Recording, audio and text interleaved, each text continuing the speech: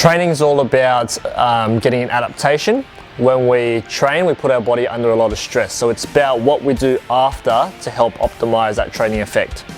If we get it wrong, we risk getting injured or overtraining.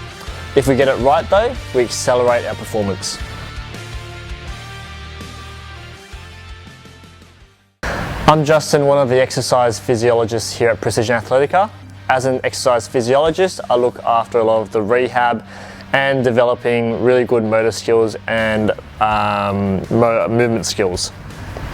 I look after a lot of the endurance athletes and younger kids going through growth and development.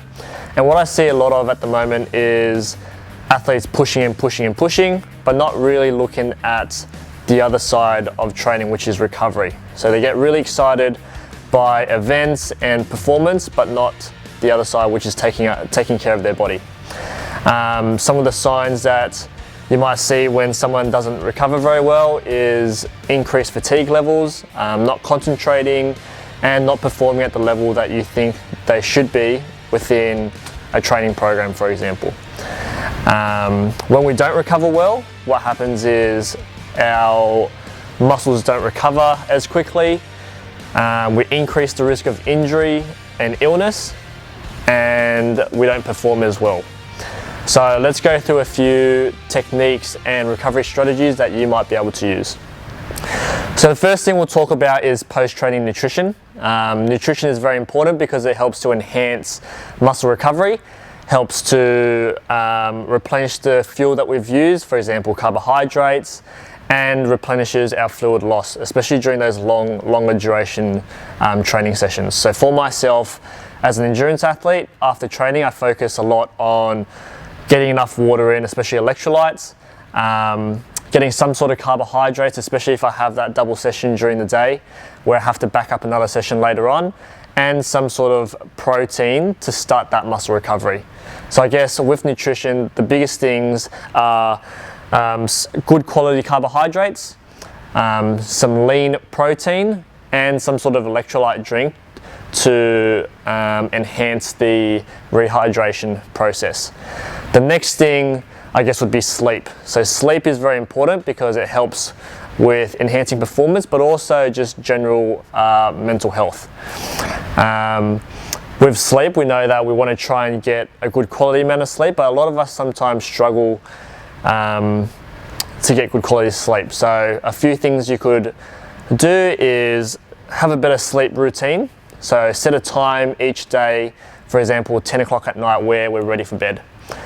Make sure that it's a cooler environment, so we usually sleep better when it's cooler. 30 minutes prior, try not to go into any technology, for example, your phone. Okay, we always go on our phones to try and stay off that. And another good tip is to try and not take any stimulants, for example, coffee and even alcohol, which might impair your sleeping. Okay, once we have those two, so nutrition and sleeping sorted, we can then look at other stuff because those are our biggest foundations. So the next one is active recovery. After a long session, especially after a long bike session, for example, our legs feel like rubbish, right? So we want to try to do a bit of active recovery. So traditionally, with recovery, a lot of people just try to sit back and relax and let the body do its thing. But we know with active recovery, it's very slow intensity exercise to try and stimulate a bit of blood flow. And that in turn helps to flush out those waste products, for example, lactic acid. So a few things you could do, very simple, some off-feet exercise, so swimming or low intensity cycling, or even just going out for a walk would be perfect.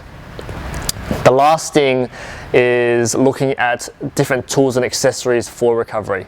So that's looking at meditation, yoga, cryotherapy, foam rolling, trigger guns, all those sorts of things. So with that, the main thing with that is to try and keep it simple. So with recovery, we don't want to stress the body even more by adding more stuff to it. So trial and error, see what works for you. For me, I like the foam rolling, I like trigger guns. Don't like ice baths, so I don't usually go down that path. But see what works for you, and then try and plan a good habit always doing it after training. So hopefully this video will help you to start to think a bit more about recovery, what to look out for, what to do, different strategies that you might be able to try out, and in turn, hopefully that will help to enhance your performance in whatever sport you're doing. Okay, so if you want any more help or you want to reach out to have a further chat about recovery, feel free to contact me. The contact details are on our website.